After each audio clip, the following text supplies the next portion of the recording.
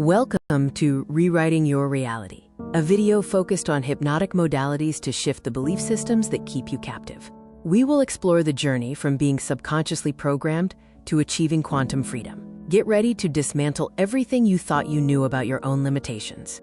The mind's power is a historical fact. Franz Mesmer introduced animal magnetism in the 1700s. James Braid coined hypnotism, defining it as a focused physiological state. Crucially, before anesthesia, major surgeries were performed using this trance state, proving the mind's ability to override physical pain. My personal journey proves the mind transcends the body. A near-death experience revealed pure awareness. After being paralyzed, I reprogrammed my body through visualization and discipline. The core truth is that identity is the prison and the key. Your mind can reshape reality itself. Unmasking the global hypnotic modality. Secret societies and governments. They understood the power of the trance state long ago and weaponized it to shape societal structures from the shadows. Corporate hypnosis. Advertising and media use sophisticated neuro-linguistic programming, NLP, to obscure reality and shift your belief systems without your consent. The ultimate goal, to control the narrative, consumption, and consciousness of the masses, turning individuals into predictable units of a manufactured paradigm. They are the masters of the hypnotic modality. The first element of global hypnotic modality is authority, manufactured to establish psychological inferiority. Uniforms, robes, and controlled environments trigger unquestioning obedience. When you look up to an authority, your critical factor is lowered, accepting suggestions as absolute truth. The uniform is the first induction. The second element is translogic, a self-contained system logical only within its own framework. This creates a closed loop of reasoning. A doctrine establishes ultimate authority, turning rules into absolute truths. The paradigm acts as a perceptual filter, making external manipulation feel like internal conviction. The third element is overload, creating an intense, rapid-fire experience that bypasses the conscious mind. Techniques include sensory saturation, emotional triggers, and message overload. This forces the subject to feel something profound, anchoring the belief without rational scrutiny. The heart accepts what the head has no time to question. The grand illusion is when you become your own hypnotist. Division keeps us fighting each other, distracting us from the masters of the modality. They use filtered evidence to make you doubt your power. The ultimate control is when you self-hypnotize with their suggestions. I am not enough. This is the self-hypnosis of suffering. The quick release uses the Sedona method to clear emotional debris. Emotional baggage is just something you are holding on to. You can drop it using these 4 questions. Could I let this feeling go? Would I let this feeling go? When? Answer: now. Repeat until you feel a tangible shift in your state. The reframe shifts meaning and reality. Change the meaning you attach to an event, and you change your emotional response. Content reframing actively searches for the positive intent or hidden benefit. Failure is just data and feedback. A block is a stepping stone. Change the question to change the destination. You are already in a trance. Self-hypnosis is choosing your own program. This is your new operating system. Use a simple countdown to enter a deep state and plant empowering beliefs into your subconscious mind. Consistent practice rewrites your core identity, dissolving suffering and manifesting the quantum you.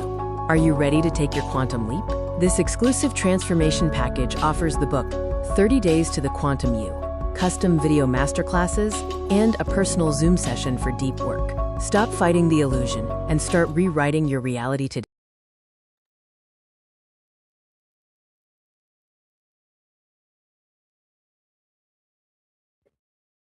Yes. Testing. 1, 2. We good. We good.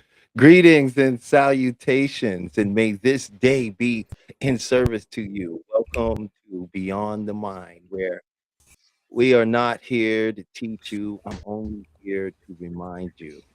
And happy long weekend to everybody. Chef, how you doing today, big bro? How you It's feeling? all right. It's all right. How are you?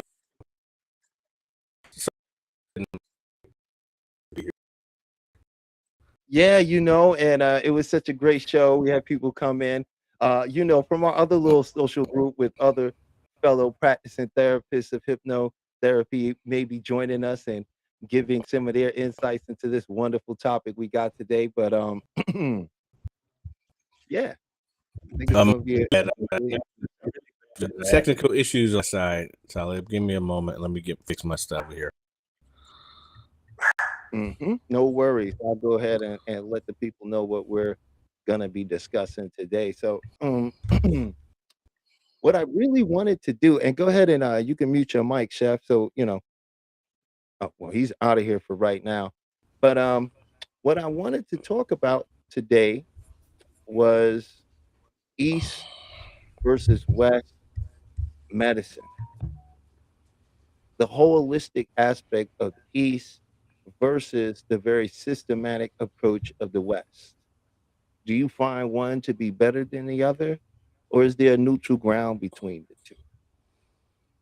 Right. So I really wanted to open the floor up. So right from the beginning, I'm going to be opening the door up to people to come in and to talk about their opinions and feelings about East versus West. Uh, and until that time, we'll share some of our thoughts and opinions and also some of our uh, information from study and research into these particular fields. But yeah, that's what the show's about today. So Well, can I throw an example out there? sure. I have been seeing the same acupuncturist for about 20 years or more. And she has endured through all the other doctors of everything else I have ever had. She has been the most consistent. Because I get more of a complete service with my acupuncturist, because she doesn't only treat whatever the symptom may be, right? She also treats your nervous system. She also will treat I have sinus problems. I'll go in and she gets to tell automatically I can't breathe correctly. Oh, boom, I'm treating your sinuses, it's just an automatic. And then she'll tell me, if I have stress, she'll tell me, oh, you have some stresses or something. I'm like, oh, really? And she'll hit certain spots. Well, she'll just know. So, and overall, like after one visit, by the time that evening, I'm feeling like completely relaxed and better. I'm like, oh, okay.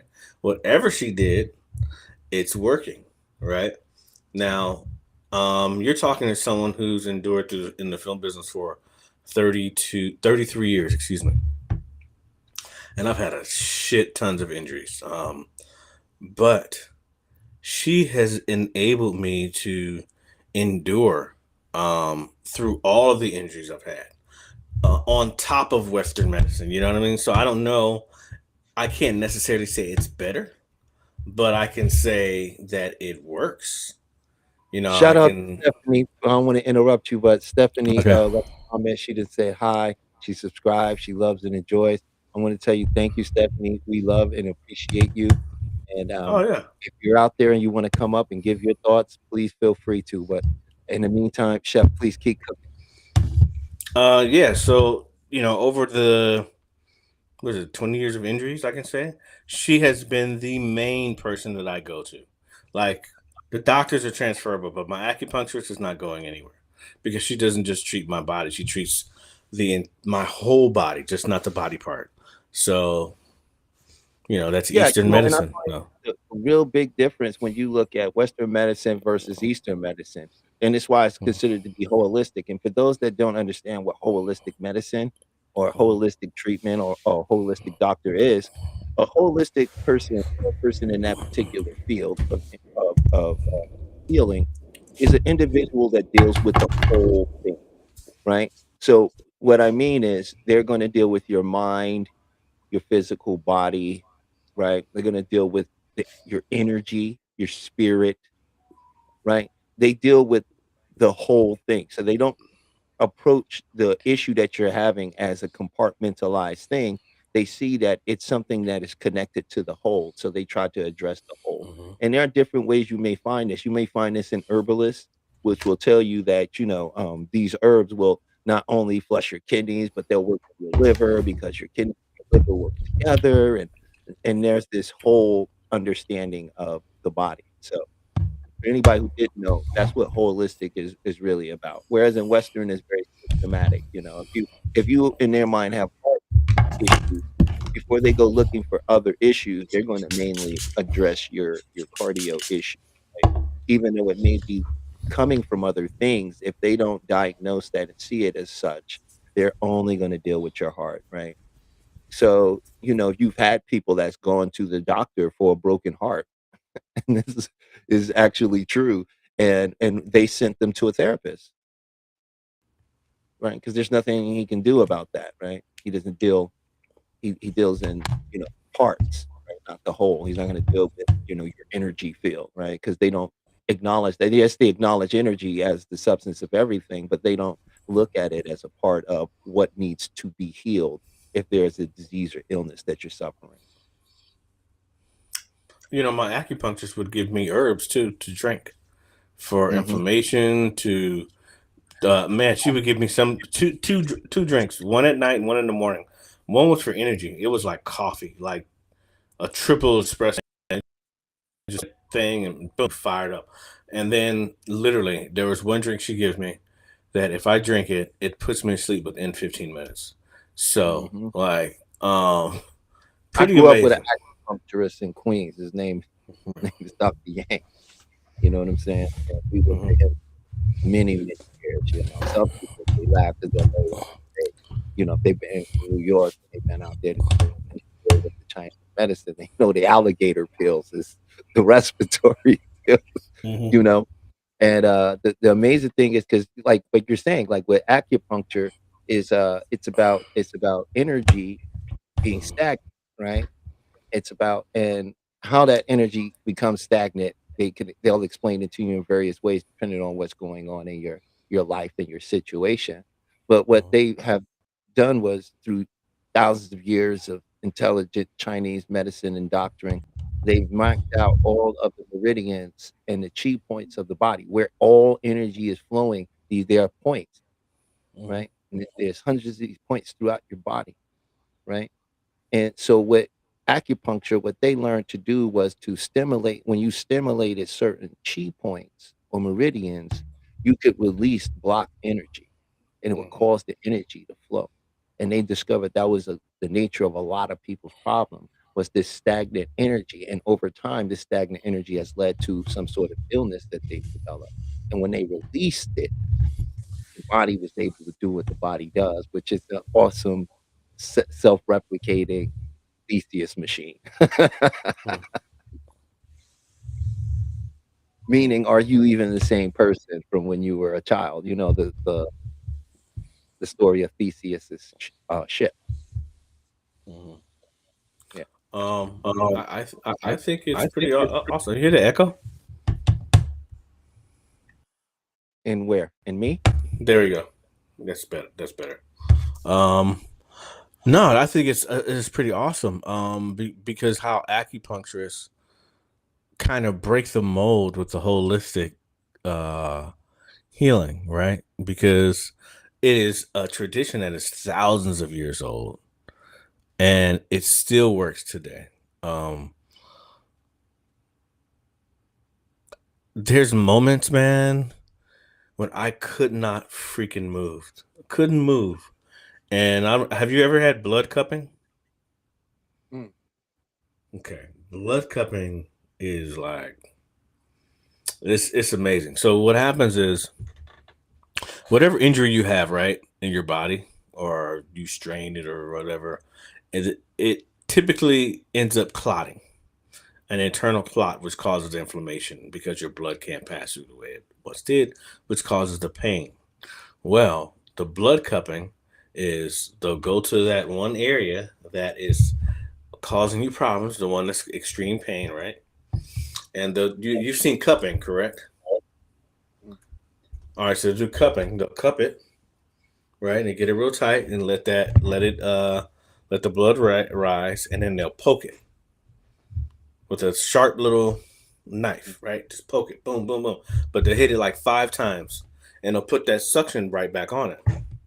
Well, what ends up happening is uh, throughout that time, that that all that clot starts to come out, and when they clean it up, it looks like almost like it's coagulated blood. It's like liver. It looks like a liver, and you'll realize, like, literally, once it's released, dude, the pain is gone. It's really amazing, and it's something that Western doctors do not do. Um, it is something I've only seen acupuncturists do it, but with the acupuncturists that I've had, and you clearly need to have a lot of energy, probably need to have eaten that day, and if you do get it, it is like probably one of the more extreme pain relievers from a Yeah, doctor, I but know what you you're know, talking about. I've seen that before. I know what that is. I'm yeah, familiar. but it helped me tremendously. So, but that's holistic. The acupuncturist would be considered a doctor, like a real doctor today. That was the doctor, right? Because Well, if today if it you give have you more. herbs, You do have more Chinese acupuncturists that went and got their medical degree as doctors, so yeah, they can offer yes, acupuncture as well. yeah, So, it's become way more popular over here than it used to be. You know, yeah. it was considered before like functional food. People didn't really believe sticking needles in your head or your body was Mm, going to actually heal anything. But the beautiful mm, thing is that we're at this point now where this mind body connection is being mm. more respected within Western diaspora. You know, uh,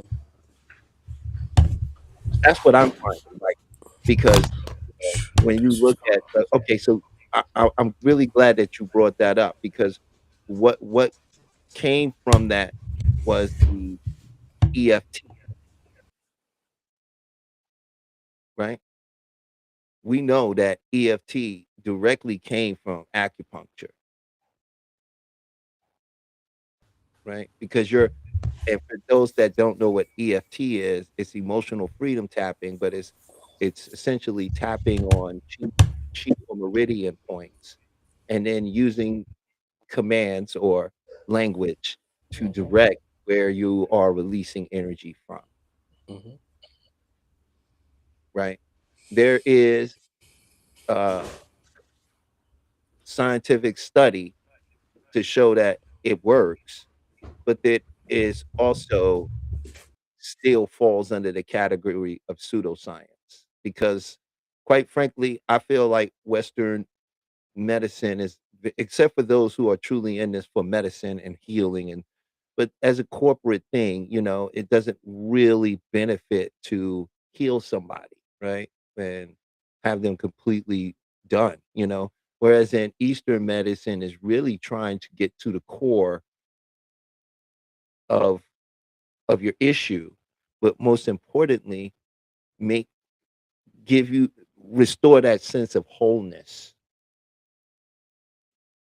as a being, opposed to as a person with a medical issue. Would you agree with that? We can't hear you. Your mic is muted or something. Sorry about that. I'm having some getting over my technical difficulty today. It's been a minute, a little rusty. Hey, Um, brother, you've been having one of those days, man. It's okay. It had to come for you, man. It's been going it's so okay. great. It had to come for you, right? It's okay. It's okay. I'm down for it. I'm down for the ride.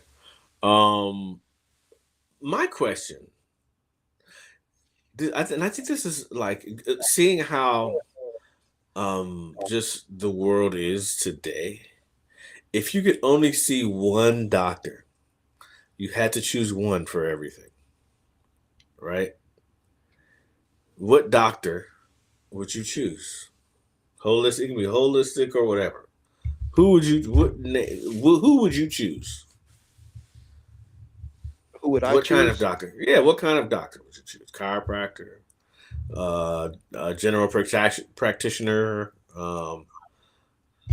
No, I don't know. I think, well, for me personally, who I would choose is I'm going to choose like somebody I mentioned earlier, someone who is a acupuncturist and an alternative resource, Medicine doctor. but also went to school to get the medical doctrine so that they can understand when You it's don't have time that to. choice. You don't have that choice. It's one or the other.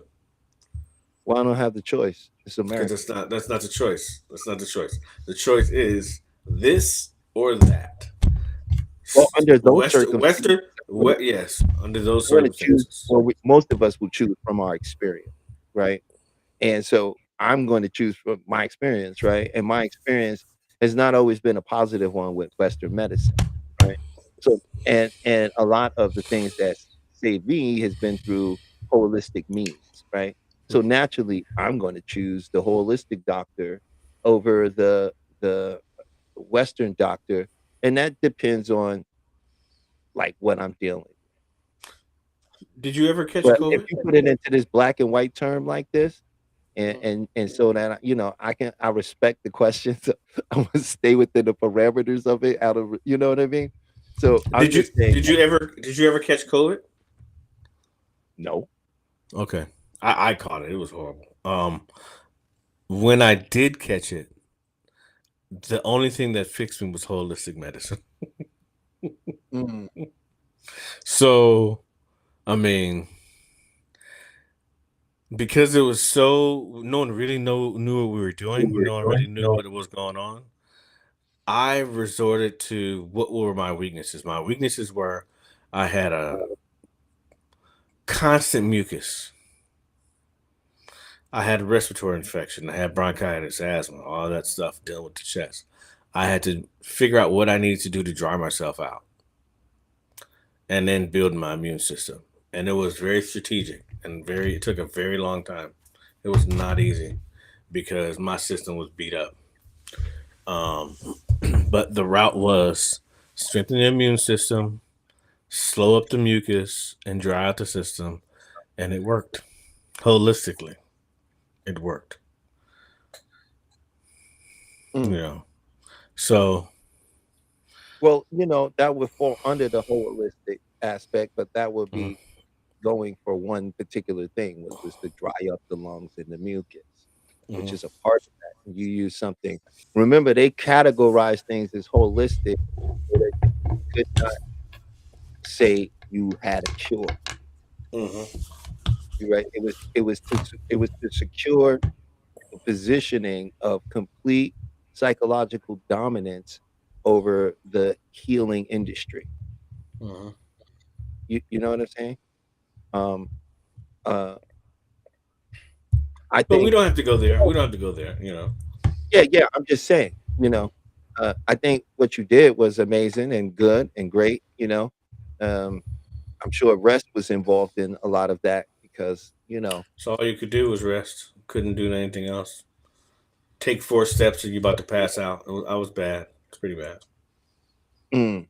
Um, Well, Western medicine is the one that lets you know you had it, right? right? Yeah, the thing is, okay, this is we're gonna take it old school, right? When you used to get a sprained knee in the 80s, because we're about the same age, right? Sprained knee. What would you do with your sprained knee besides ice? What would your mom do or your grandmother do? Right? They would go take a brown paper bag, right? Heat up some apple cider vinegar. Put that brown paper bag in that apple cider vinegar and then wrap your leg with it to open up the pores so that vinegar could go inside the pores to decrease the swelling, right? Do you remember did you ever do that? Any of your family ever do that for you? Nah, Never. Have you ever heard of that? nope. Okay. I So sprained my ankles in every finger like at least twice a week because I played a lot of basketball. That's an old school Southern thing, right? Now, I don't know who invented that, but that shit worked, right? No doctor was going to tell you to do that. But it worked. Yeah, specifically the brown paper bag and the vinegar. But cultural home remedies fall into that category, in my personal opinion, of the holistic market. You know what I mean? That's because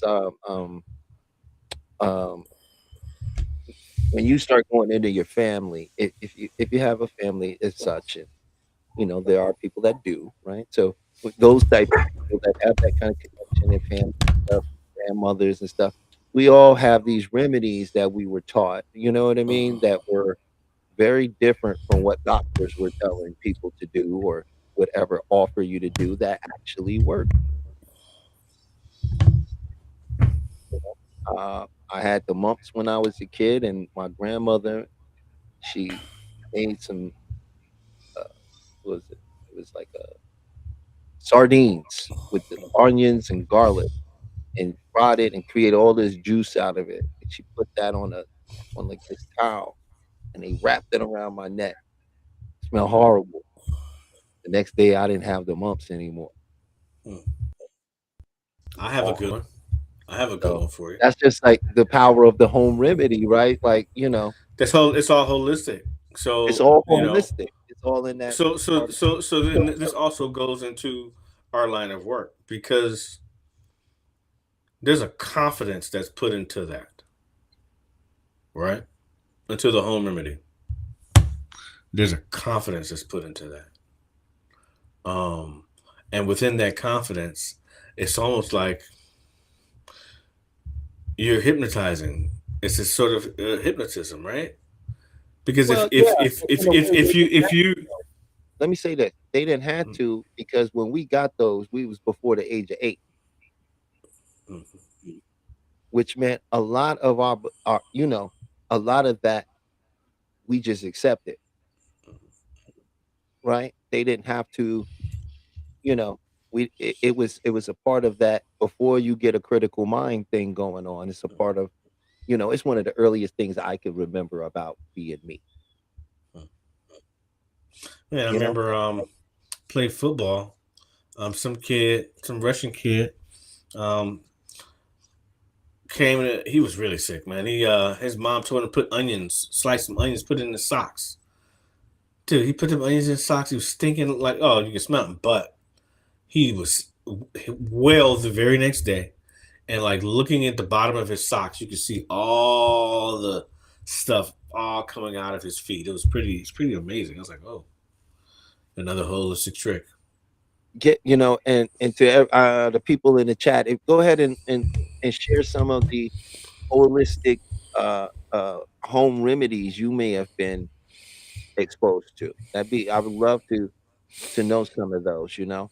Another one for me was ginger, and boiling it a Mm, certain way, and bringing the ginger up to a point where it's activated, and then adding water and then simmering it like a brew, and mhm, then just drinking it when adding a little bit of cayenne. If you don't like the mhm, bitterness, you just add a little honey, and you mhm, add cayenne pepper and you drink that, and bam, whatever's going on, it gets eliminated, you know. mhm, And but I also realized that there's that other aspect too, whereas you know you know like I know a lot of the things our body and things we're encountering, mhm, it comes from the mind and the conditioning of the mind, right? And the things that we believe about ourselves and our experience, right? mhm. You would agree with that, right? Yeah, I have a client, and maybe we could bring this up. I'm not going to say, obviously not say any names for the protection of my client, but there's other issues. Well, I'm not necessarily concerned about the other issues. I think the issue that I would like to start to address are the migraines. My past conversations, a migraine has been mentioned, right? So if you have a client with migraine, and who feels like they have a lot of responsibility, um, and it's coming from a big breakup and the stresses of that, but they are getting these migraines out of nowhere. How would you address that? How would you treat that client? How would you deal with that in the hypnotherapy aspect of things? You said this person is having migraines out of nowhere. Yeah, just Yeah, start having just start having because I was thinking about a program, but I was like, you know what? let me say this. Let me bring Yeah, it up. Peach said, a black piece of thread tied around ankle or leg for pain. Okay. Okay, that's very interesting. Peaches, where your family from? You from New Orleans? I can hear you laughing. I don't know how I can hear you. I can hear you laughing. Where your Huh. family from, Peaches?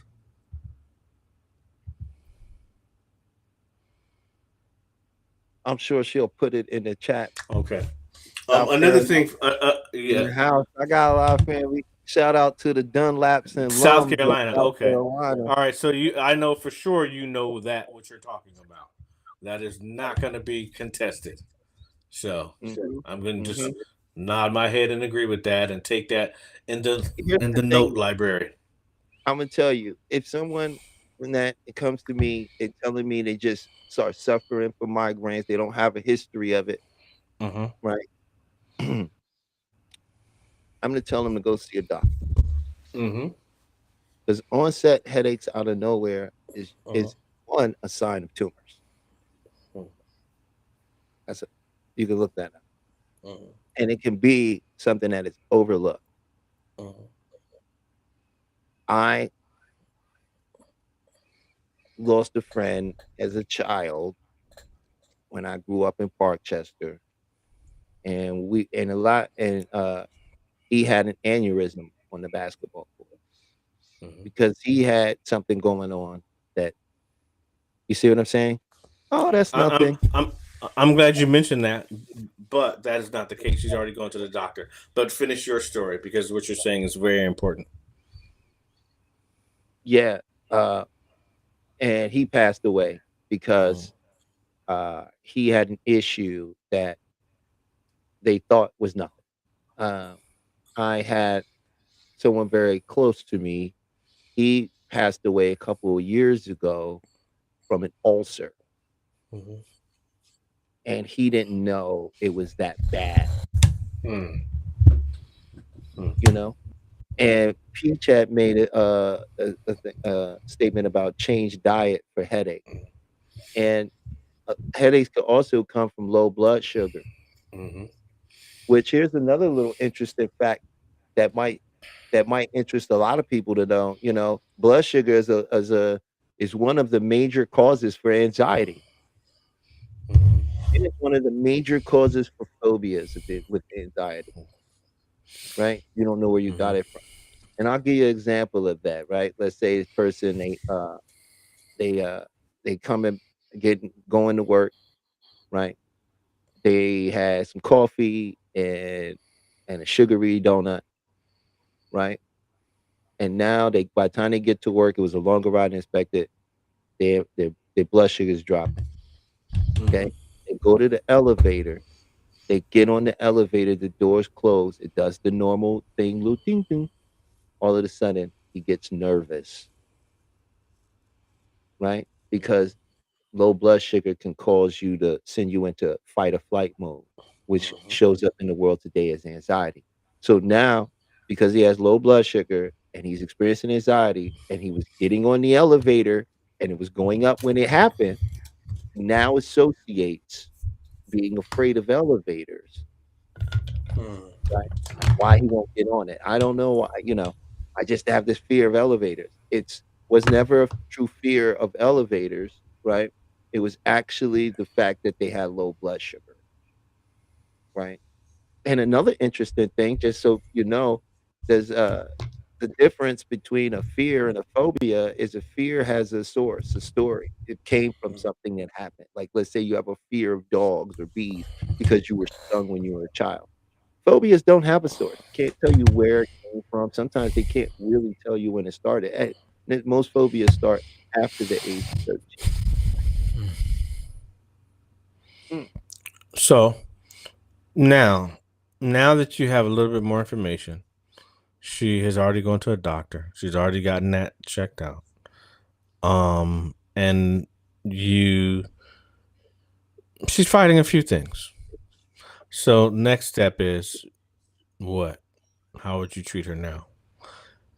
If she doesn't have any fears, um, and she doesn't have phobias, she's just hurt. She's hurt, and she's got these stresses. When you say hurt, you mean crying syndrome? No, broken heart. Had a bad breakup. Was in a relationship for a few years. Was engaged, and they called it off because family became priority over the relationship. So one of her mate's parent got ill. She had to take care of her parent, and that became the priority over the relationship. So she felt a little rejected, which there we go. I'm talking now.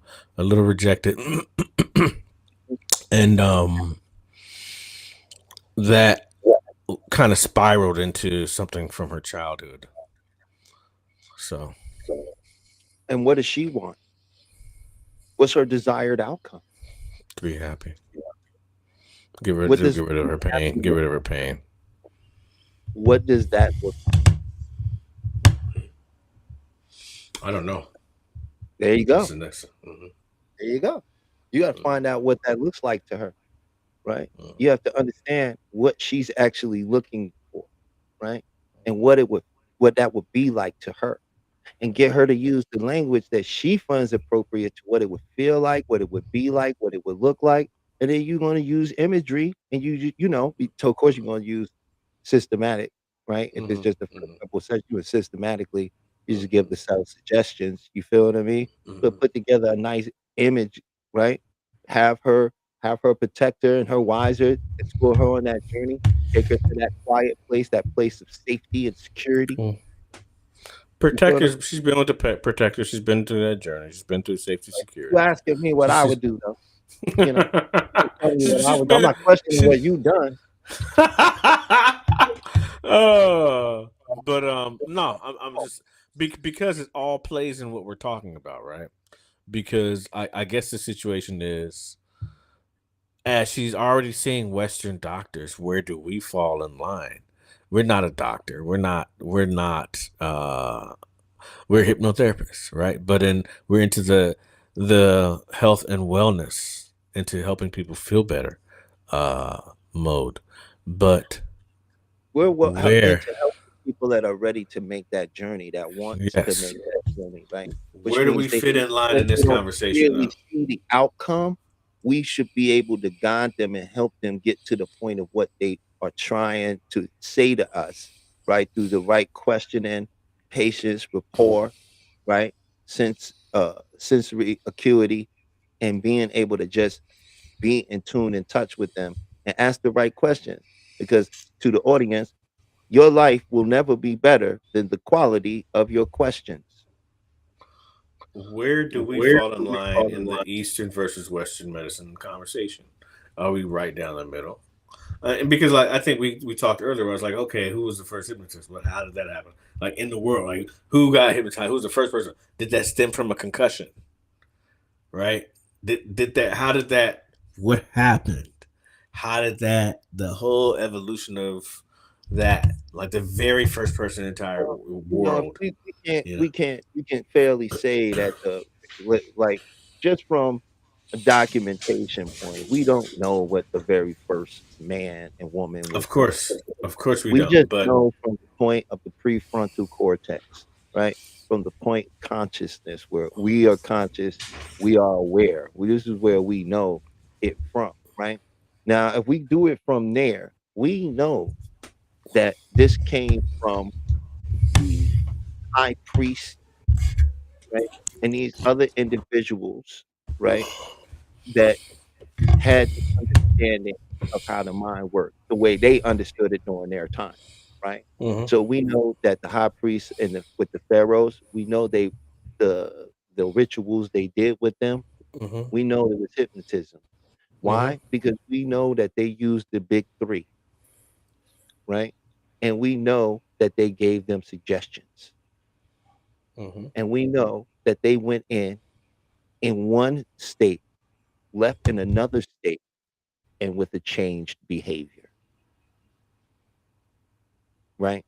So we know that the people that have been philosophizing or basically writing things down that we are basically saying is history, and these are the people that were aware of something about the mind, right? Mhm. They're the ones that sort of understood this. That's why they use the incense. That's why they use big paintings with colorful imagery and big walls and all these things to take a person and put them in that state of awe. So when they tell them something, they would do it. I think, but what I found interesting was I do believe that concussions are similar to it. It is a almost, I wouldn't say a damaged state of hypnosis, but it is a state of hypnosis in which a person's critical mind is on the fritz. Mhm. Mhm. You know what I mean? Which is not as consistent as, say, me hypnotizing someone, Yeah. you know? But once again, if a person has a concussion and they're out of it, you can kind of convince them. You can kind of take them wherever the hell you need to take them, like because they're just not there. They're not present. You know. So. Right, but you can't sometimes because some people, and I did guest relations for several years in Hollywood at the Standard, Mhm. and I can tell you I've seen many people get concussions and not everybody responds the same. Yeah. Some people become uncontrollable and wildly out of their mind. You know what I Mm. mean? Because they subconscious is there, and ain't nobody put them there. That the injury put them there. So Mhm.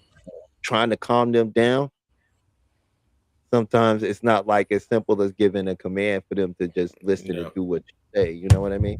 Mhm. But I do agree with it being a hypnotic state. I think I think a lot of American football players Mhm. are in that state a lot. The concussed state. Oh, absolutely. Well, the human I skull mean, shit. wasn't designed to be I mean, smashed together. I can remember every concussion I got when I played football. I can remember clear as day. Um, because once you get your bell rung, what does it sound like? Woo, woo, woo, woo, woo, woo, woo, woo. And then your ear, you know what I'm talking about? That little tone in the middle of your ear start ringing, and then Yeah, you're like, hold up. That's your first that weird concussion. feeling floating inside Oh your yeah, own and body. or you see stars, little Oh yeah, that's floaters. real. Yeah, stars, the floaters are real. That's a real thing. Yeah, Cartoons got that right. start seeing the floaters. You know, and then back when we played, are you okay? Because it was just an aesthetic check. It wasn't really let me look in your eyes and follow this. But they didn't do that.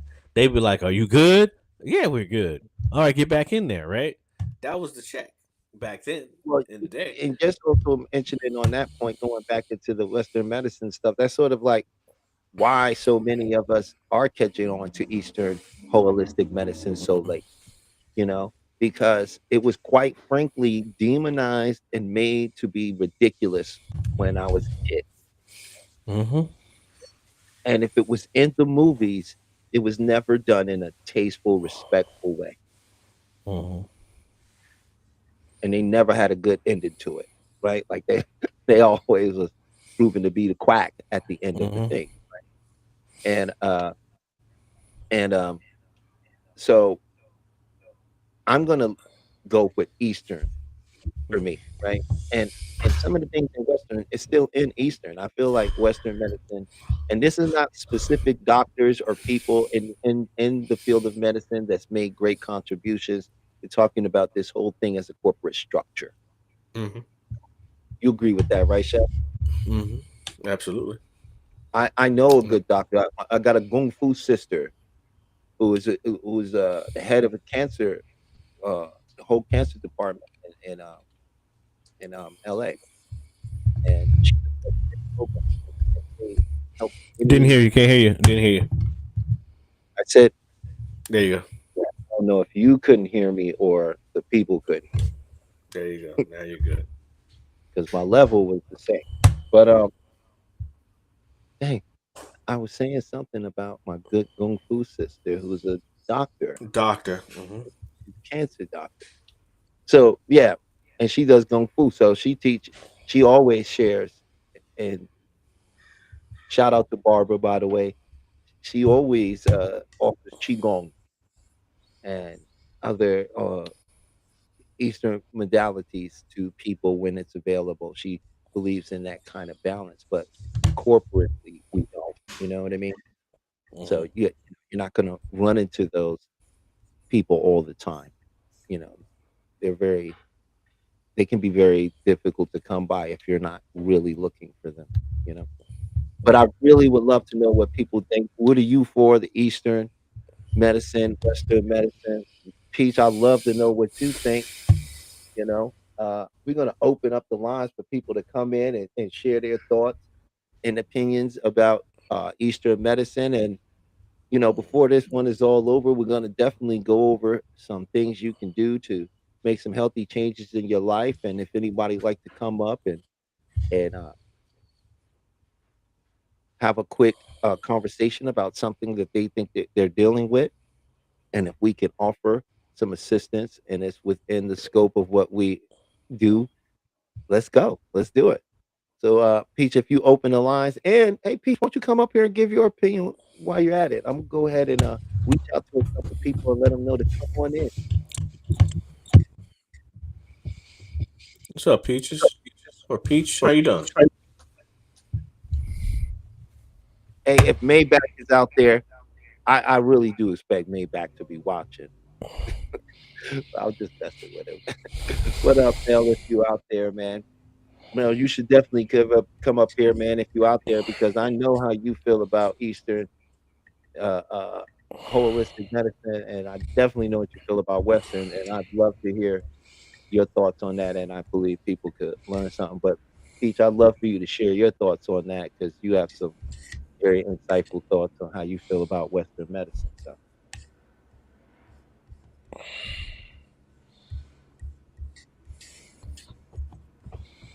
oh, you didn't give your feedback. What's your Who, mine? yeah? Oh, of the Eastern versus Western. Well, I always have to go with Eastern. Man, Eastern is much older. Western basically takes the same Eastern medicines and changes it and packages it at a pill and charges you an enormous amount for it on a concentrated level. I mean, so I think Eastern for me has it hands down Mm, because Eastern treats the overall body versus just the symptom. right.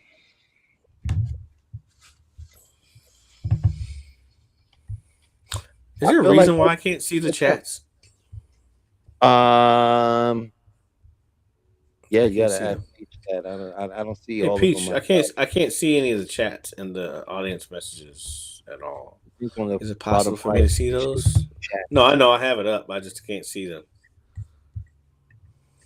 I know that we got Stephanie in here. Stephanie, come on up. You've been saying some great things, and we love to hear your thoughts about this. And I know that we are on multiple platforms and on, I believe it's TikTok and Instagram, and anybody from there that want to come in and get involved, please share your opinion. We got Sunchild 51. Are you talking about European when you Yeah, say yes? I'll be talking yeah. about Mm-hmm. Western medicine, Just Western medicine. which is European medicine at the end of the day versus Eastern medicine, which would essentially be all of the Aboriginal people's medicine. That's what I consider it to be. You know, indigenous or Aboriginal people's medicine. You know, because You know what's that's what. amazing? Hmm? UCLA has a Eastern medicine department, and it literally takes a year, um, for you to be, or excuse me, 6 months, 6 to 8 months for to be on the waiting list to get into the Eastern medicine department. Isn't that wild? They have a waiting list to get into a department that they know is like everyone should have access to it, Right. but it's the hardest department to get access to. Well, I don't want to get too conspiratorial. You Well, you know what I'm saying. hit You on know what I'm something saying. that's real deep there, We man. don't need to go there, but you We just, know, I'm trying to keep it, but you still you trying to go beyond the mind. yeah, I'm trying to say things without having to say things. You know, I'm always riding that thin line of the. I'm a habitual line stepper, as Charlie Murphy used to say. Oh, okay. You know, I'm a going through Kingy Daiji, man. So I'm a I just go habitual with the line flow, stepper, bro. you know, I'm just riding go that with like water, thin man. border, the thin non-existent border of a line. I'm riding it. Yeah, you know, and to Sunchild, we are talking about Eastern versus Western modalities of healing. Which is better? Which do you think is better? What do you think is better, Sunchild? What do you would you say Eastern, holistic, right? Or would you say Western, or do you think both of them are necessary and they both have a place in making us well? Or do you think that one is out actually that's not really as helpful as it claims it is? And the things that it does do aren't things that the Eastern modalities were incapable of doing in the first place. Now, I think some people would argue that certain illnesses that are incurable are better treated under Western medicine, but I don't think there's a bunch of with the way I understand how they do statistics and lay things out, it's a thin line there, man. It's a really thin line. So I'm really not 100% convinced that uh, like Western medicine has some answer that Eastern medicine doesn't. And I think some people out there would use the Big C as an example, but I think that oh wait, we got taking photos. Oh, and okay, so taking photos that I found a balance of both. However, the great wise wisdom of Eastern and the technical capability that are being discovered. Okay, I like that. Mhm. And Sunchild 51 said they both Have their have their purposes. and that's what I agree with. Like, you know, Mhm. I don't know if I'm going to necessarily go to an acupuncturist if I break my leg. Yeah, Might but want to see, go. there was one point though that acupuncturist fixed broken legs, I know, right? So but I don't know if they really do that now, and they would probably tell you if they're just the acupuncture. Well, because the way the laws are set up today, it's not something that they know. Like a lot of holistic people really delve in because remember, now you're treading into medical malpractice waters. They literally, it's like you know, you have to really be careful when I think when you're dealing with certain holistic practices, not to tread into that territory of things that would require a medical referral. Yeah. Those were great responses though, guys. Thank you so much. You know, if anybody else want to come up in, I know we're getting people watching on TikTok and if you're on TikTok, I believe Peach could drop you in here if there's something you like to speak about. Say in this particular instance, when we're talking about East versus Western medicine, please jump in, join us. We'd love to hear from you. Also, we're coming up on the end of our first hour, and I just want to tell everybody to like, share, and subscribe. Please like, share, and subscribe. Uh, and also check out the incredible other shows that Peach has, you know, that are available on the network. She has the check in. She has the 12 p.m. and the 12 a.m. I think that's coming up this Saturday. Um, and these are some amazing shows. She always have great topics that have me laughing in the background, and I just really love to hear what people have to say. Sunchild 51 said they send you to the hospital with broken bones and asthma. That's true. She's talking about acupuncturists, I believe, in Eastern medicine. And taking photos said, and now the understanding of the power of the mind. Ah, you know, and I that's our main thing here, and I'm not going to advocate against Western medicine. That's not what I'm trying to do at all. And I'm not going to advocate against herbs or anything. But there's a big part that your mind plays in all of this that I feel like is very seldomly discussed, and I think that's something that's very important. Like, we need to maybe dig a little bit into the fact that there's something called body syndrome. I want to mention that. I want to bring up that asthma comment, because I have asthma, and I don't treat my asthma with the bronchodilator. Excuse me, the inhalers, not the bronchodilators, but the inhalers, unless it's extremely bad, and it hasn't been that bad in years.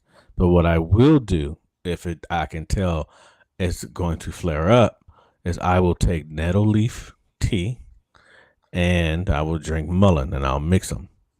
And nettle leaf is for your allergies, and mullein is for inflamed lungs, and it decreases the inflammation in your lungs. And the combination of two does kind of helps both.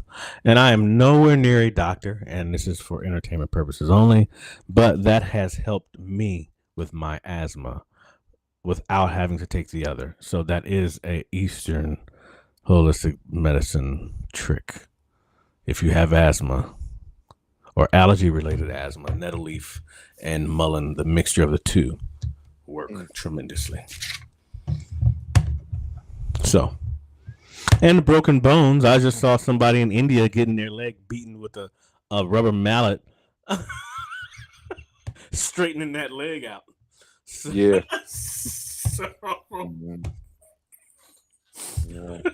I mean, I think their point was that they send you to No, I know. with broken bones and that. I know. That's But I was alternative just stuff. saying that though. But I think that's the asthma treatment. If the people out there, definitely give that a shot. And help your asthma. I was a chronic asthma. I've been intubated more than twice. I'm no longer. I don't know. Qigong is very powerful.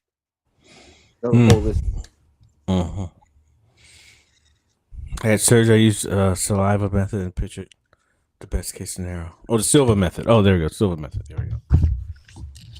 What surgery did you have? What surgery did you have taking photos? Or if you don't mind commenting. Oh, what up, Maybach? He is here. I knew it. Look at the smile, bro. I'm very happy to see you, brother. Peace, King. Hey, now I'm speaking to Maybach this way, guys. Peace, King. What's Maybach? You got to jump in here and give your opinion, man. You don't have to turn your camera. Absolutely. Absolutely. I agree with you, Sunchild 51. Go ahead.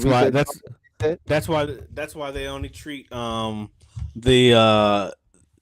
the final injury. They don't treat the actual the root of the issue. They'll treat the final cause or the final problem of the issue. Right. Mm-hmm. Yeah, asthma is a beast, man. It's all about figuring out what triggers it. And fortunately for me, it was my allergies that were triggering my asthma. So I had to figure out how to not trigger my allergies, or even if they are triggered, what is the combination that will affect them? And then once they are triggered and inflamed, what can I do to bring that down? And mullein leaf tea is amazing for your lungs. Under the thing under the Kappa Vinegar method, Dr. Kappas, please look up Dr. Kappas, man. John Kappas, HMI. He spoke about asthma in one of the case conferences that I was researching, and he found that asthma is still a body syndrome, but when you can't express your emotions properly, when they were cut off, they weren't allowed to blossom a certain way, and we internalize our emotion, it goes to the chest because it's a part of the crying syndrome, and because we can't express it, it's why we tighten up. And here's the interesting about asthma for many years. People think it's because you can't breathe. No, no, no, no, no, no. You can't breathe out. Mm-hmm. With asthma, you can take a breath in. That's why you hear the wheezing. You go to breathe out, it's like breathing through a straw. Right? Because we're constricted. It's an emotional thing. And when I was little, a lot of it came from my environment and the way I grew up, and a lot of things that I didn't get a chance to deal with that probably, that should have been dealt with for me to be a well, healthy, adjusted child. That wasn't. And that's how it manifested itself in that body syndrome. I overcame it through Qigong, and I believe for a long time it was through Qigong I overcame it. But I really began to understand that it wasn't the Qigong, it was my peace of mind and my letting go, right? And because I did that, I was so much in that letting go and what I was finding through the Qigong, it was like, oh, I don't have asthma anymore. But it wasn't that. It was, you know what I mean? And I didn't understand that at the time until I, as I currently am still continuing my education, and learned these things about how we process body syndrome. So there's a lot of body syndrome. Also learn if you're an these athletes and you like playing basketball, but you're always twisting your ankle, and this has a lot to do with your. It has a lot to do with body syndrome, right? And I just find that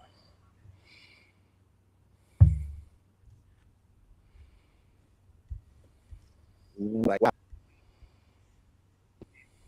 keep us safe will set up what appears to look like self-sabotage. That's what I'm saying. Wait. Before you go on, I just want to say Maybach said, oh, okay. He said, can't really not in good mood or good energy face. Mom's in hospital. Oh, brother. Hey, your mom's is in my prayers, in my thoughts for her swift, well recovery. Handle your business. I appreciate you even chiming in, and I'm very sorry to hear that, brother. Sending out good vibes to Maybach's mom. Yeah, sending out healing vibes and wonderful good vibes and healing energy to your mother. Yeah, man, interesting topic tonight. Because there's so many things that you like, that you know are great, like the X-ray, right? The MRI, right? The CAT scan. Those things are fantastic. Like, what will we do in modern era without those things right now? Right?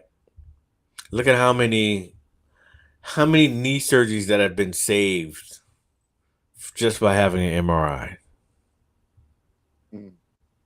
Like, yeah, that's true. I mean, that's amazing. So, I mean, because look, back in the day, the average knee surgery, it would be a big ass line, this long, in someone's knee for MCL, ACL, anything. It didn't matter. It was a line this long from the bottom of your thigh to the top of your to the below your kneecap. Long line going across your knee.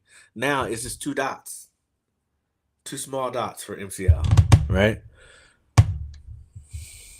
Amazing advancement. But once again, and I think the advancement, the tech are on the technical side, right? But I think when it comes to the medication side, it's not so far advanced. But on the technical end, it's really advanced. But on the prescription side, right, it's not. Yeah. So, I agree. There's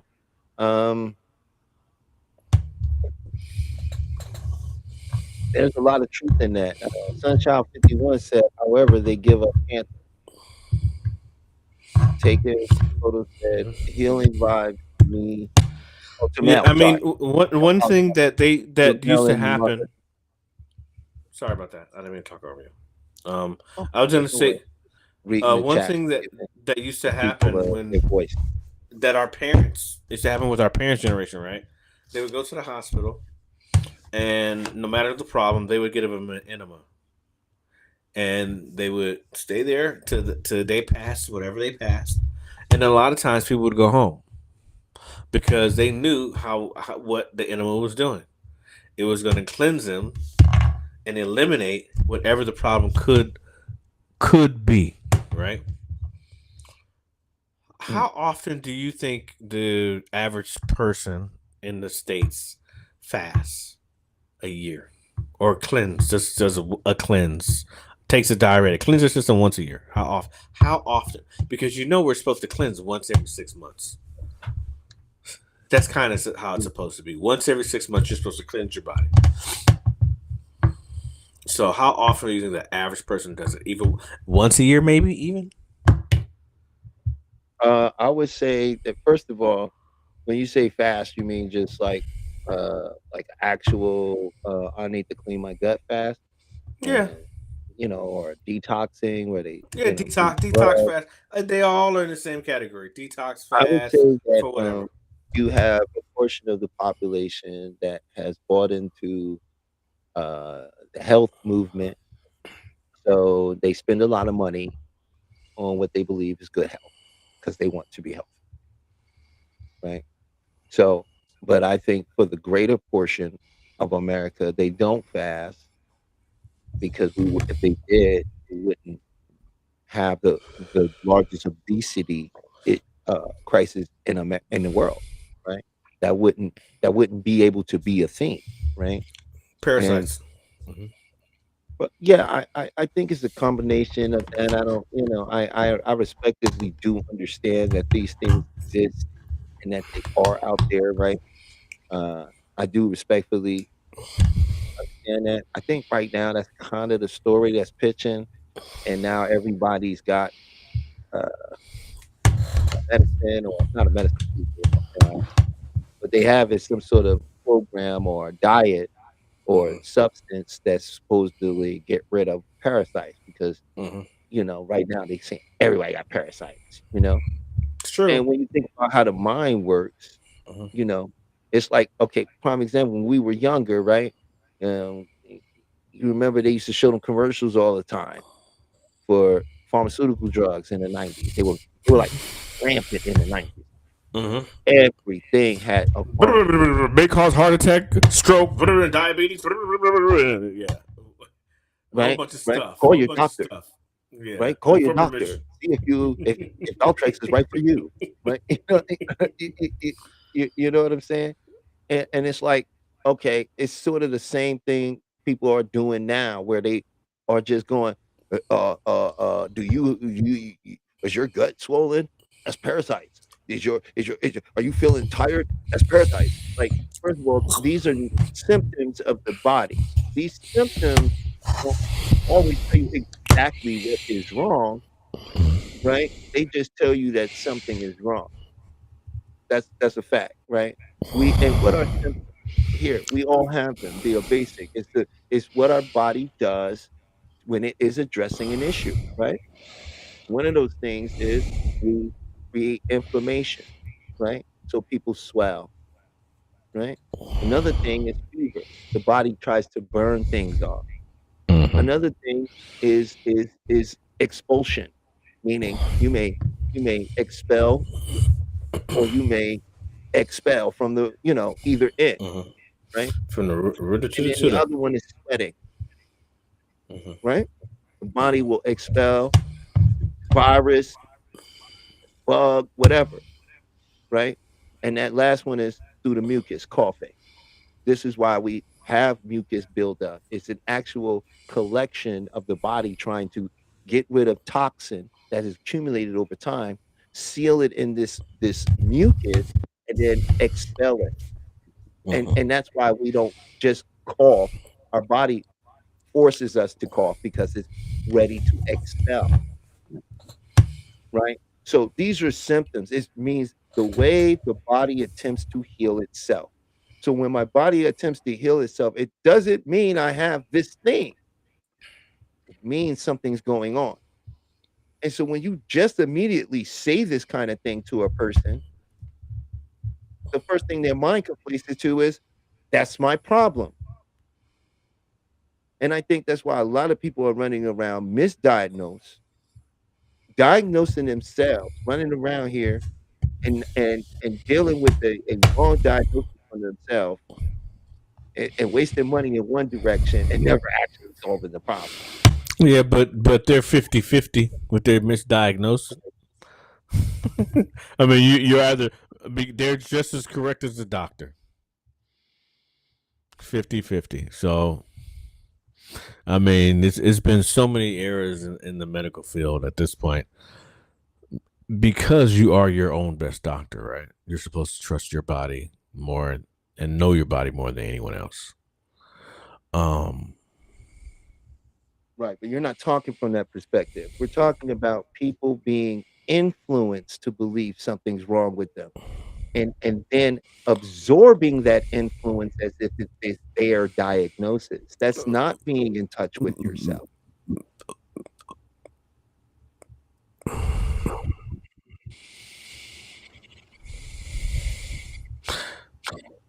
I understand where you're going, but you can still be influenced, or you can still be in touch with your body, and still be influenced at the same time. I don't disagree with that either, Okay. right? But we're talking about a positive influence versus an influence that may not have your best interest in mind, but their profit. Right? Just like those pharmaceutical commercials. After people that have the problem, some of them came in and created the problem in their own mind, right? Some actually had the problem though. And so it did. That's 50-50. Right. The issue is the ideology and the social behavioral transformation that's occurring behind the ideology. You see what I'm saying? Mm-hmm. That's where I feel like some of that issue comes in, you know. And when it comes to people just getting these wild diagnoses because they heard a couple symptoms, and they conflate the symptom to saying, now, yeah, I have that thing because I have that symptom. And symptoms aren't necessarily an indication that you have that problem, because people don't know what a symptom is. Have you heard of the new sports division? I don't know if you and I spoke about it earlier. It's called Enhanced, right? Where all of the athletes are enhanced, where steroids is legal. Oh yeah, I read an article about it. Right. So and I think they launched it in Vegas. I'm not quite sure, but it just went public, right? So this is a perfect mix of Eastern versus Western medicine, because a lot of the applications are going to be applied to all modalities, right? And they're going to combine that with Western steroids, human growth hormones, testosterone, whatever enhancement they can think of is going to be part of it. Now, the interesting part of this is how far the body goes, because the body will go as far as the mind will tell it, right?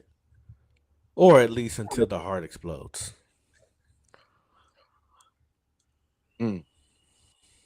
So I think this is a perfect example of what we're talking about.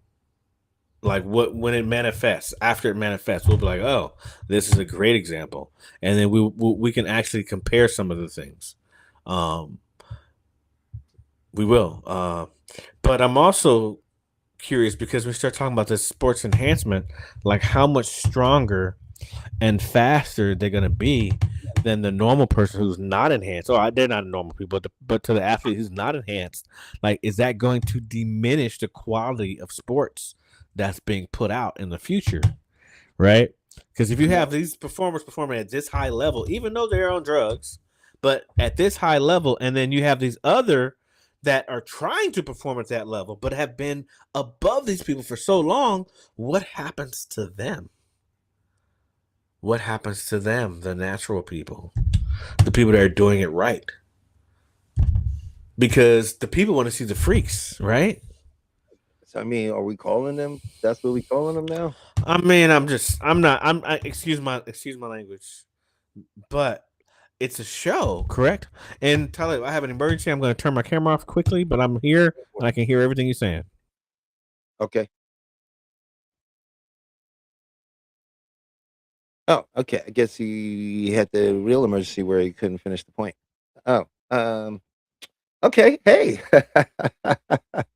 So I personally, from what he was saying, is I agree to a certain degree. I'm in the feel good business. Listen, guys, if you don't know that much about me, my name is Talib. I have a uh, hypnotherapy business that where you can come and speak with me, and I will help you with uh, uh, the things in your life that would move you forward, right? And within the confines of my scope of practice. And I do avocational vocational self-help, guys. That means I can help you get to where you're trying to go when you're trying to get your life together, say in the sense of financially. Maybe you find yourself at a place in your life where you need to make better choices or decisions. Maybe you're trying to quit some bad habits. Maybe you're ready to push yourself to get to that next level, right? Maybe you just don't know. Maybe you have a sense of loss, right? There's so many reasons. Maybe you're ready to go right to that next level. You're ready. You just need that extra push, right? That's what I'm here for, right? And if there's something seriously wrong, I'm not going to treat you. I want to help you, which means I'm going to do what I can within my power, within my means of reason to help you get to a professional. And we can work together with that professional to give you the help that you need because it's a community healing, wellness. It's a community, right? So that's what I do. If you like to come up and get a taste of what I do, you're always welcome. The link is in the description, is down in the chat. You can jump on in. Let me see. Sunchild once said back in the day, they were using that and doing supernatural stuff. In the 80s, they would no longer let them use, and football changed. No more supernatural. I'm not 100% sure what you're saying, Sunchild, but you usually be cooking, so maybe I just never had this meal before. So I'm gonna just I'll leave it like that. You know, I think I understand what you're saying though. Yeah, and if you look at history, I'm reading some of the chat guys from Sunchild. If you look at history of the medical system, it's terrible. When you look at the history of the medical system in America and throughout Europe, it was pretty dark how we got to where we are. We didn't get there easily, you know. And I would never get in a time machine and go back. Okay, now I'd only go forward.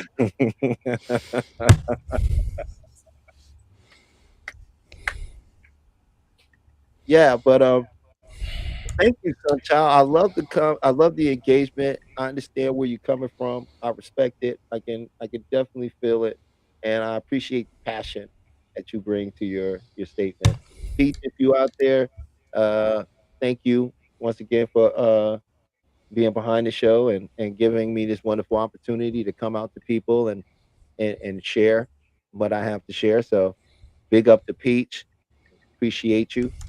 And yeah, we're on the second hour now, and we'll talk a little bit about feeling good. And if you could answer in the chat, what are some of the things that you do when you realize you're not feeling well to make yourself feel better? Me? Well, I'm gonna let you go ahead and take it away in a second about that. But I was asking the chat.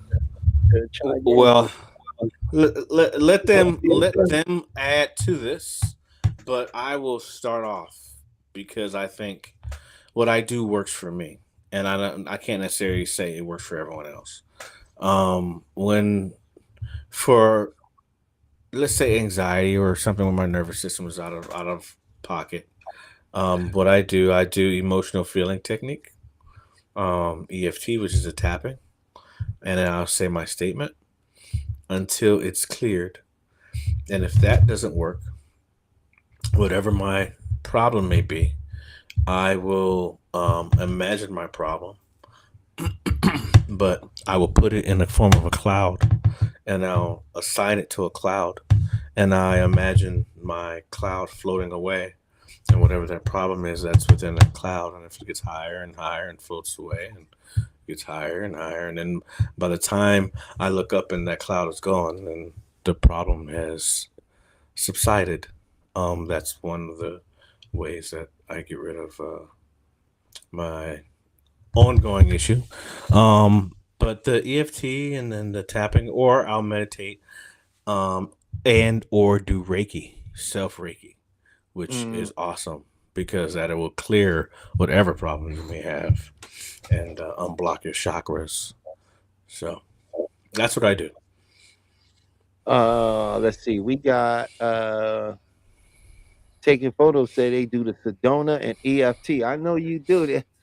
There you go. That's that magic right there. And Sunshine says, I listen to music. I'm gonna say that's a wonderful thing. Music, and here's the interesting little fact about the music thing.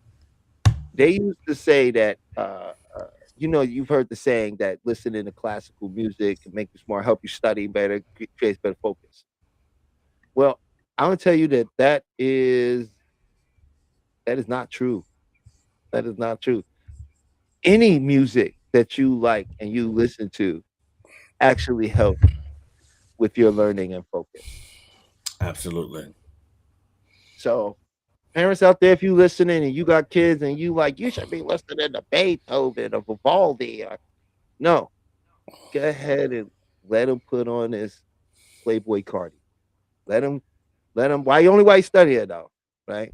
I personally feel like the lyrics in these music is terrible, and why would you want to affirmate yourself into that world?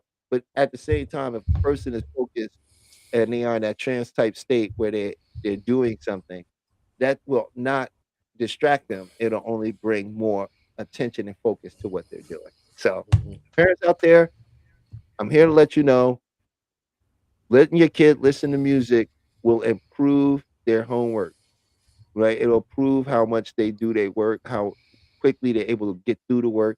When you make them sit there quietly and in the silence, and it does not necessarily promote learning. So there you go. That's a nice little fact. So yeah, and Sunchild says, oh no, no, that's what Sunchild said about the music. And Take a Photo said, music is A good a one, good Sunchild. one. Yeah, Sunchild. Yeah, yeah, it is. It is.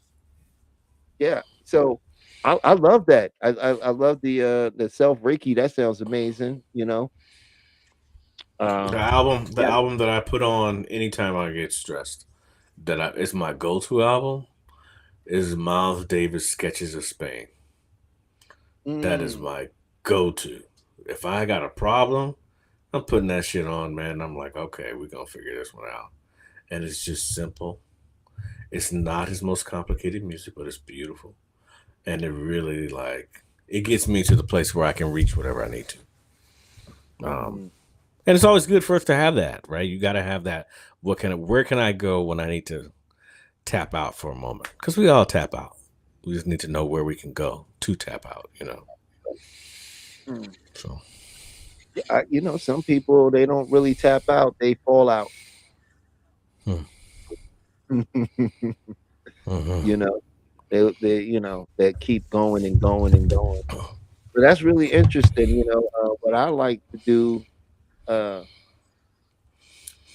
when I'm upset or bothered or in that particular energy. Well, my particular thing is from the Sedona, and what I do is I allow myself to feel as bothered or irritated or whatever the emotion is as I do, right? And then I allow myself to feel as open and free as I do. And I go back and forth because you can't focus on the two things. And sometimes that energy is a story. It becomes very stagnant inside of us, right? And it's a story. We don't realize it's energy, right? Because it appears to us as stories, right?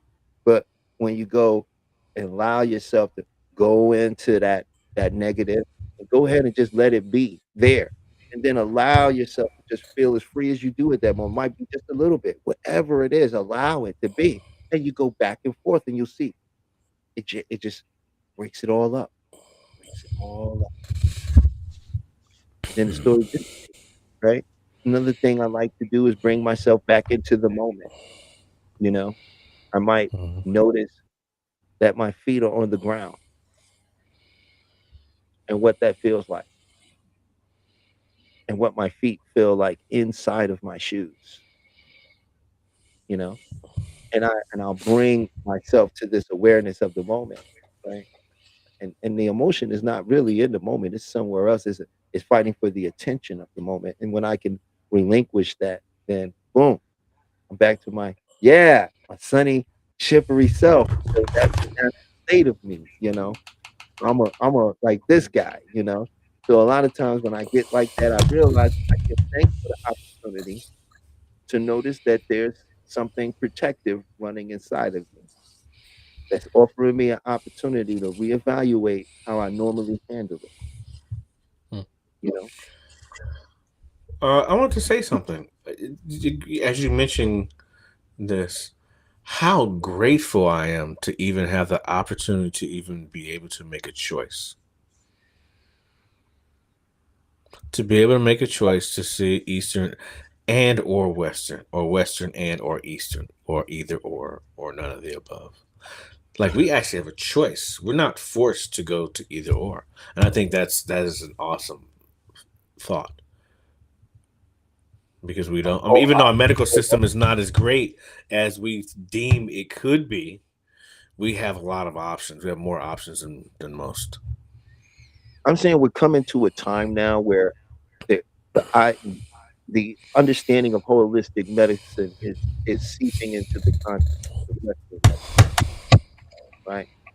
Because every generation is going to have this different set of doctors that come out of medical school with beliefs and feelings to them, right? And Mhm. before we got a very particular type, right? Because they were so heavily influenced by the pharmaceutical companies. If you know how medical school works, Mhm. and Mhm. they scout doctors out from medical school from these Mhm. companies, you know. But a lot of that weight is falling away, right? And so you have a lot more that the consciousness era is a real era that we're all seeming to experience here. People are having their Mhm. own awakenings at their own point. It's happening to a lot of doctors. You can find YouTube about doctors who walked That's away true. from careers, well-paid doctors because Mhm. they felt like they weren't really helping people, and they forgot that they came there to help people, and it didn't become about helping people, it became about being right and making money and Mhm. and flipping people, essentially. You see what I'm saying? Mhm. Mhm. And a lot of people are waking up to the brainwash, right? And I think that's Mhm. happening in Western medicine as well. You know, this is why I, as hypnotherapists, we can work. This is why I'm not gonna try to help you in something that a doctor would, right? Because I know I can help get you to the right doctor now mhm. that exists today that could respect the fact that we could work together with the mind and the body. Touching on your point with the doctors and kind of getting out of the business, one of my really good friends, I just spoke to him this week, is was a plastic surgeon, and he says, this malpractice insurance is far too much, and I don't necessarily want to do this. I don't. This is not right for me. And he switched completely to the holistic side. I'm like, whoa, because he felt like it was too. He didn't get into the business for that, and like he's happy now. He's helping people, and he seems to be the happy Okay, we lost you for a second there. I know we're gonna leave off when he comes back. He's happy now and he's helping people. But let's get to some of these comments. Uh Sunchild said, "That's what I do when I'm in pain. I go within and sleep." Sunchild is very true, you know. And the interesting thing is because our body, you think about the medicine, people think they take a pill, you're gonna feel better. No, you take the pill, you go to sleep, you rest, your body can incorporate the medication you put into it, and then bam, you get better from there. But you need rest. And most Americans are overworked, extremely tired, and their bodies need rest. Their mind is going 100 miles a minute, but the body is in complete contradiction with the mind. And that's where we see so many illnesses and and and, and I believe so many illnesses and diseases here in America the way we are seeing them. I think a lot of it is has to do with the psychological. But you were saying he's so much better now. Is Oh, that in terms of the doctor, yeah, I'm sorry about that. Yeah, man, he's so much happier. He's like he doesn't have to deal with the medical system. Everything he's doing actually is helping his patients. But he had to pivot. He saw the writing on the wall. That malpractice insurance is extremely expensive. And he was just like, first of all, I'm in the field where I'm not really helping my people the way I want to because he was doing emergency room plastic surgery, right? And he just, I think it really beat him up. It's like, yeah, this is not where it's at for me because there's so many rules. I can't help the people the way I want to. I want to actually help. And since he's been doing that, he's like really happy. So it is happening. The change is happening. yeah, So there's a shift that's happening and it's even happening within Western medicine, you know, because as the field of neuroscience science has developed so greatly, they truly begin to understand the connection between the body and the mind, right? And that there's a lot more going on in the mind that is affecting the body than was originally understood. hmm Sunchild said they still do. You have to go to an alternative doctor when you get in your 50s. That's when they really try to get you to take meds. yeah, that's where the money is. That's where the Very money true. is, man. In the 50s, that's Mhm. where the money is because that's when your problems from the last 50 years have Caught started to up to show you. up. hmm Plus, But it's a hey, way to this wear but down this your but retirement, you know. but this is why fasting twice a year is extremely important. Fast, cleanse, whatever you want to call it. Change your diet for a week or two for one twice a year. That is highly important to your health. If you want to live and have a fruitful life and be mentally capable, um, fast. Eliminate the toxins that are stored into your body. And if that's the only thing that you do that's holistic, do that at least once a year. But you should be doing it every 6 months. I mean, technically, you're supposed to fast with each season. Yes, but I mean, as an American, that's I'm just saying, if you're going to go there on this fasting thing, you're supposed to fast with each season because each season brings in a different um, temperature, different atmospheric conditionings, and different weather, which also affect the blood pressure and affect your internal system. So the importance of the fast was so you can recalculate and reset the body. Each season has a set of food you're supposed to be eating that is in alignment with the season. But of course, like you're saying here in America, that's not something that a lot of people. But I would share it because I like to. I had a show. I don't know y'all guys know. I had a show before with MREC on MREC TV called Heavy Gems. If you want, you can go check it out. It's still on YouTube. I helped a lot of people, lots of people, and I ran across that issue a lot. You know, where people had a particular belief system, and it's really their belief system that is creating the illness or what they think needs to do. Because naturally, if you're going with the body and you're studying our people and the way the ancestors did it, each season has a harvest. You don't plant the same thing all year long necessarily. No, You see, yeah, you see what I'm saying? different things. Every right, and the body operated under the same principle, right? So we were supposed to do a fast to cleanse the Secure. body, and then begin a new diet that's in alignment with the season. But of course, people don't follow that. Well, you're talking about creating black soil, and that's a whole different conversation. Because literally, that's what you'll be doing in your body. The same system. But that's a whole nother conversation. Well, you can't say something like that, like it's and then Yes, I can. Yes, I can. We can move like, on. that's just Hit and run, man. Hit and run. a black cell. I said black soil. Black soil. This is the whole system and how we used to do our soil. You plant certain things, certain seasons to get the highest alkaline and Yeah, on the soil. You're right. yeah, in the soil. But essentially, that's what we're talking about doing to ourselves. It's the same Right. system. And I'm saying, Right. like, we can't really, well, you can. I don't want to say what people can't, because the whole point on the show was that people would come in and I was being told, people don't understand this. They're not going to understand what you're talking about. They don't get it. That's too far.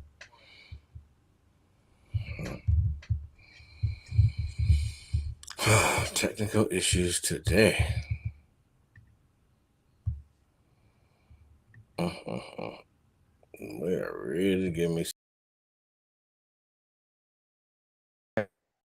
Need to know this kind of thing. I had it with people in a certain way because, and quite often, more often than not, people would chime in, call in, and they would say things like, I was thinking that, or, I remember hearing that before, or something along those lines, that it would bring back this remembrance of this information and how true it was, But I find that when you work on your mind and you learn that happiness is the contract you make with yourself. It's a contract you write with yourself. Now, you might write this contract to say, like, because we all know happy is something we generate. It's something we decide to feel, right? It's a state that we enter into, right? Happy. Right? Now, a lot of us, what we do, and why we can't be happy is because we'll do things like this. Well, we'll create this contract with ourselves that says, well, I can't allow myself to be happy until I receive A, B, or C. I'm not going to be happy until I get the perfect relationship. I'm not going to be happy until I get the money I want. I'm not going to really be happy till I get the success that I want. Right? That's the contract. You see what I'm saying? And now they live in this contract. So all the good things that could make them happy, things that could actually live in the moment in, they don't even register. Can't be registered because it doesn't adhere to the contract that they wrote. Right? This is a part of aging you, breaking your body down, wearing yourself out before your time, making these emotional contracts with yourself to have physical things that will only result in an internal experience.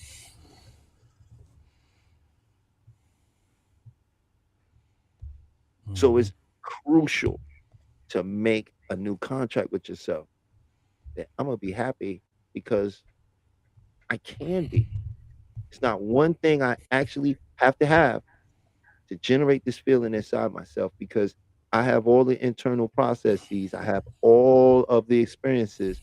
You've had happy times. You've laughed at a joke. You felt good. You felt on top at one point, even if it was for a day, a fleeting moment. You know that feeling. And in your mind, it's infinite. There's no clock up there. You could take a moment. That's what most of us do. We take these moments from our lives and we stretch them into infinite experience and say, this is why my life has been so bad because of this one experience that was 5 minutes out of your life.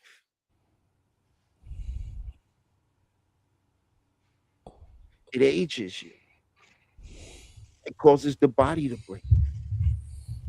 It keeps us right there where we feel we need to be. Keeps our story alive.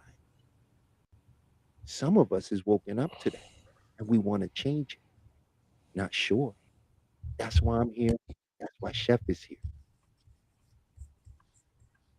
Because you can change your story. You're not gonna just do it on a verbal conscious level. You're going to do it on a deep knowing.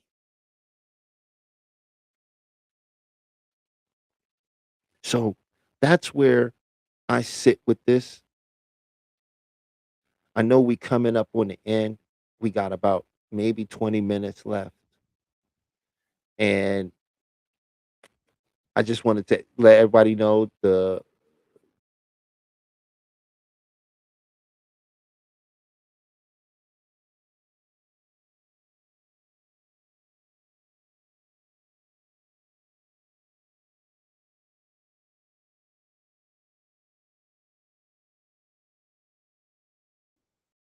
techniques you do to and happy to stay positive, right? Because right now, what I'm experiencing, and I would love for you to chime in the chat, is a lot of toxic positivity. You know, I didn't hear what you said. I just heard that last tail end. I'm having issues today, unfortunately. You said I heard toxic positivity, which I see well, I was saying, habitually. It's something that is over saturated because it's not even real life. Because literally, the pursuit of happiness is literally like 80% of your life, and 20% may be happy if you're lucky, right? You're never going to be fucking happy 100% of the time.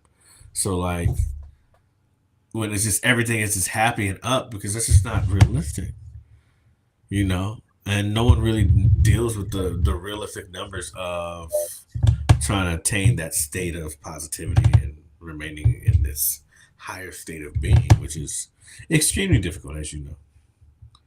But literally, the pursuit of happiness is like 80% of your life.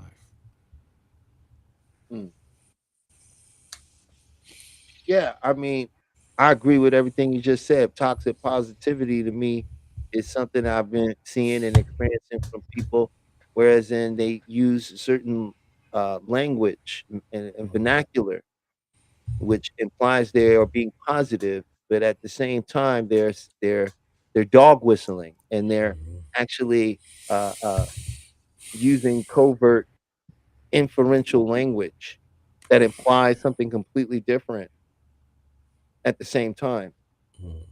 You know, for example, a lot of people who go around hollering they have to protect their peace. Peace is not something to be protected. Peace is what you experience when you feel protected. Do you understand what I'm saying?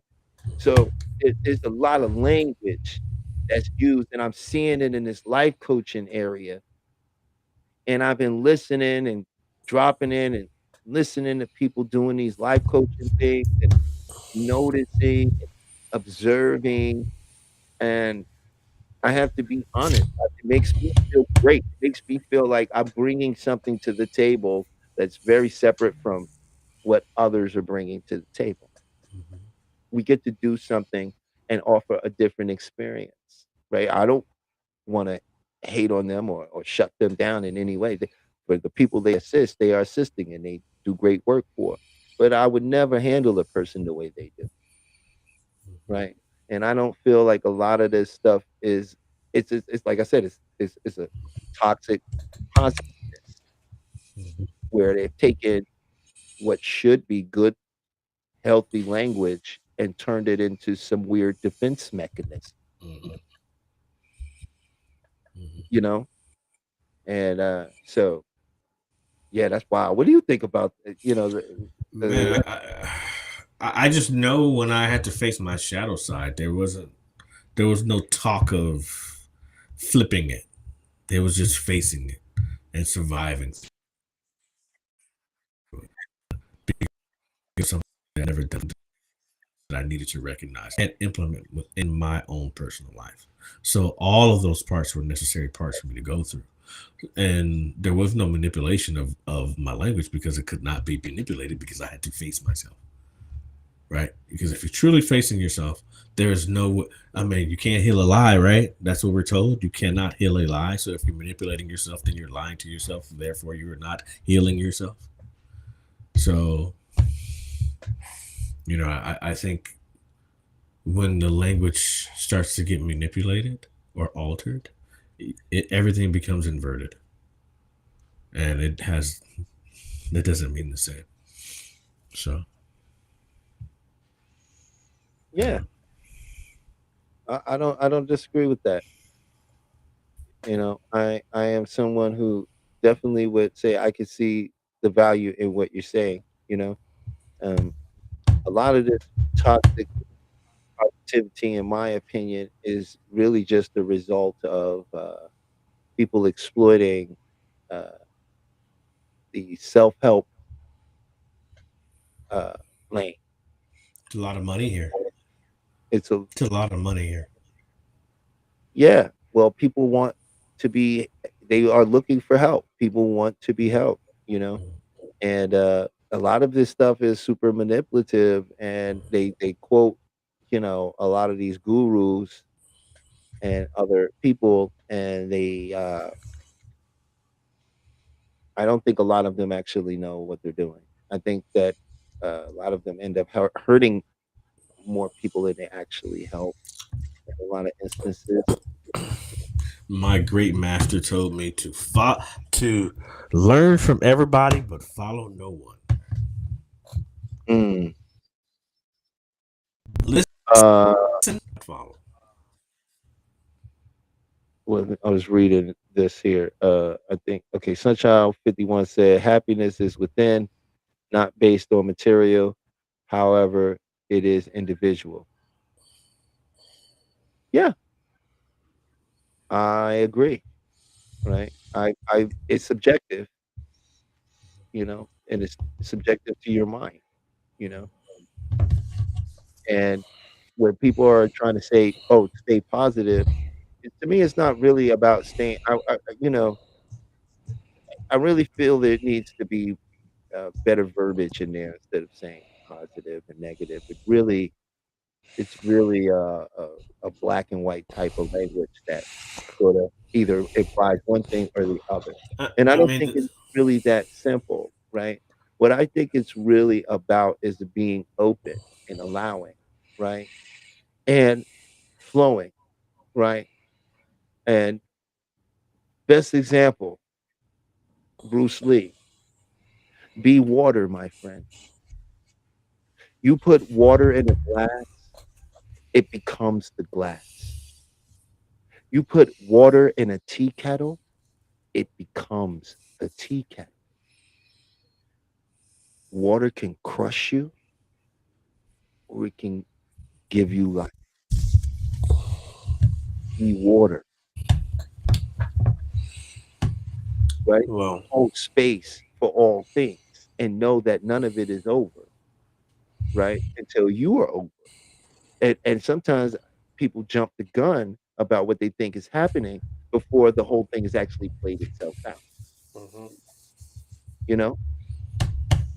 And so with the positivity thing, a lot of times I think it falls into this very not understanding what it means to be selfish and to be selfless. Because first you must learn to be selfish.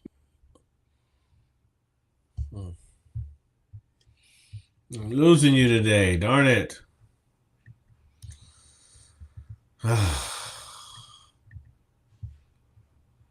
This is the worst today.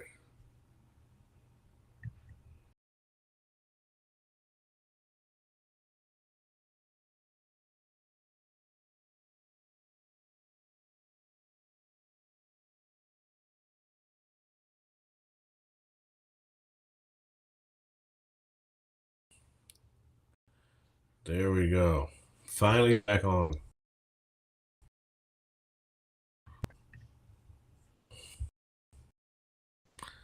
You there? Uh-oh. Just making sure. Hey, Peach, we good? I lost the chat, but that's okay. It'll be back. Not time for that then.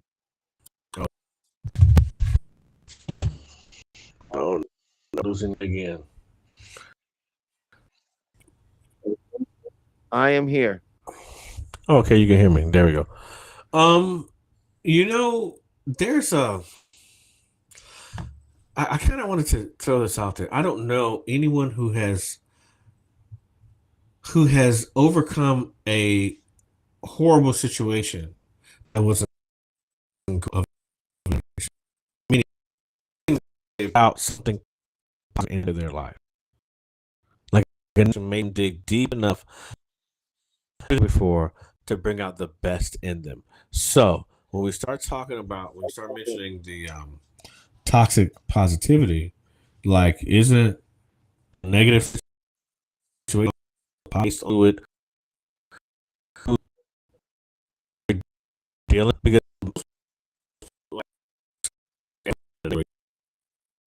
they are doing everything they can to get themselves out of it.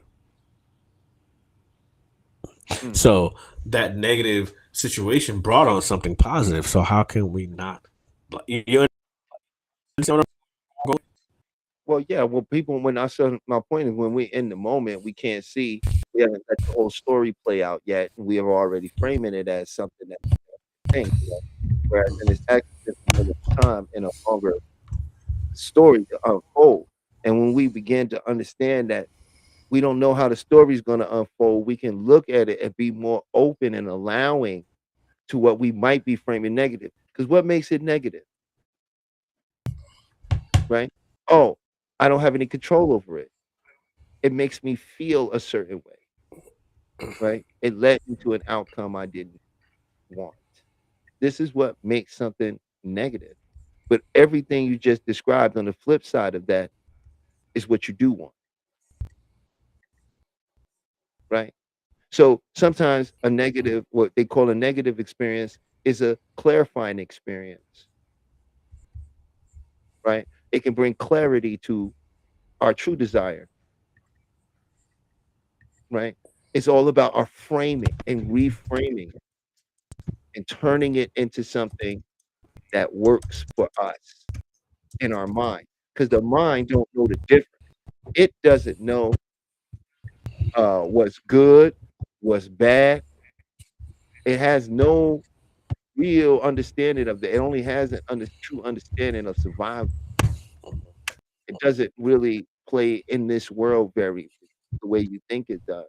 You know? So I think that's a big part of it personally. And I know that we're coming up on the last 7 minutes. So I was gonna get ready to wrap this up for the day because I know Peach got things to do.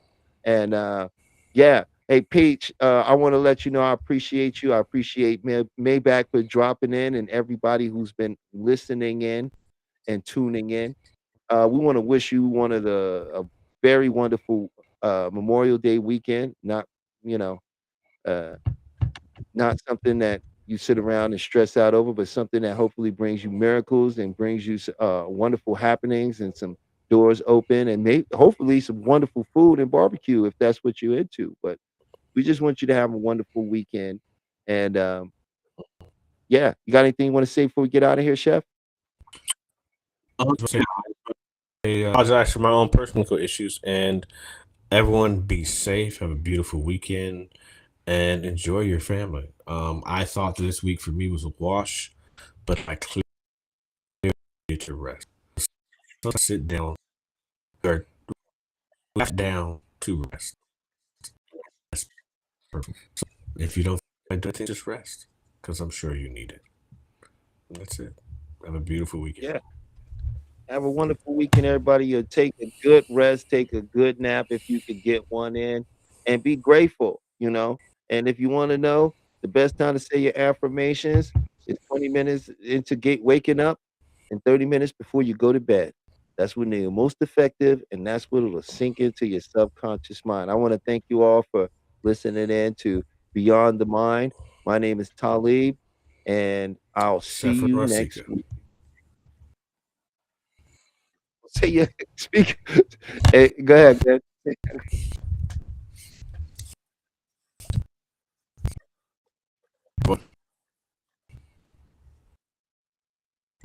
Welcome to Rewriting Your Reality, a video focused on hypnotic modalities to shift the belief systems that keep you captive. We will explore the journey from being subconsciously programmed to achieving quantum freedom. Get ready to dismantle everything you thought you knew about your own limitations.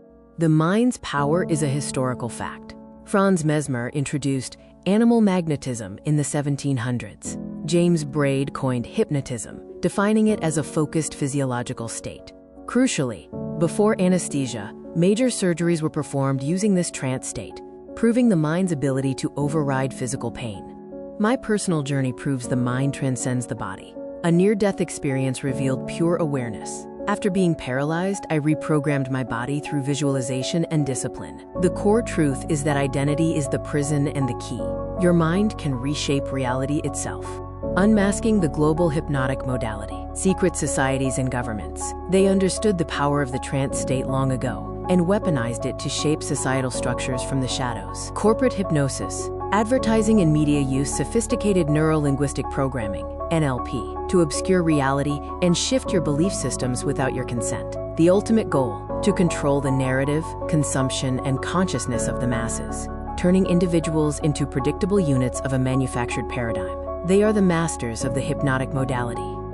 The first element of global hypnotic modality is authority, manufactured to establish psychological inferiority. Uniforms, robes, and controlled environments trigger unquestioning obedience. When you look up to an authority, your critical factor is lowered, accepting suggestions as absolute truth. The uniform is the first induction.